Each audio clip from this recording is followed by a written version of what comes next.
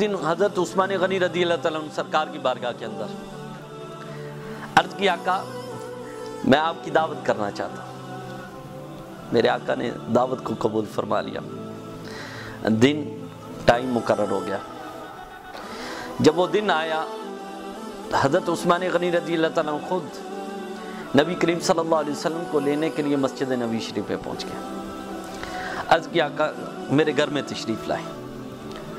मेरे आका हजरत उस्मान गनी रज़ी अल्लाह तआला के साथ उनके घर में तशरीफ़ लेकर जा रहे, तो उस्मान गनी रज़ी अल्लाह तआला थोड़ा सा पीछे है और सरकार के कदमों पर निगाह है। मेरे आका जो कदम रखते हैं वो भी गिनते हैं, जो मेरे आका कदम उठाते हैं वो भी गिनते हैं। मेरे आका जैसे जैसे आगे बढ़ते जाते हैं, उस्मान वैसे वैसे उनके कदम गिनते जाते हैं। अल्लाह अकबर। घर में पहुंचते हैं, मेरे आका के सामने तमाम किस्म के खाने जो उन्होंने पकाए होते हैं पेश करते हैं।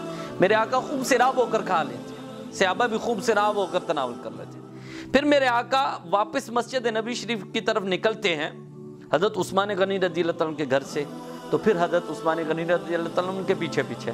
मेरे आका कदम रखते हैं, उठाते हैं, हजरत उस्मान गिनते जाते हैं। मस्जिद नबी शरीफ के पास जब पहुंचते तो नबी करीम सल्लल्लाहु अलैहि वसल्लम हजरत उस्मान गनी रज़ी अल्लाह तआला का हाथ पकड़ लेते हैं, पूछते उस्मान क्या बात है? जब मैं जा रहा था तेरे घर की तरफ तो उस वक्त भी तू मेरे कदम गिर रहा था, वापस आया तो फिर भी कदम गिर रहा है, बात क्या है? अर्ज की, आका ये कदम आज मेरे घर में पहुंचे हैं। जहाँ पे आपके कदम आ जाए वहाँ पे अल्लाह की रहमत आ जाती है। आका आपने मेहरबानी फरमाई है, मुझ पर करम फरमाया, मेरे घर में तशरीफ़ लाए हैं।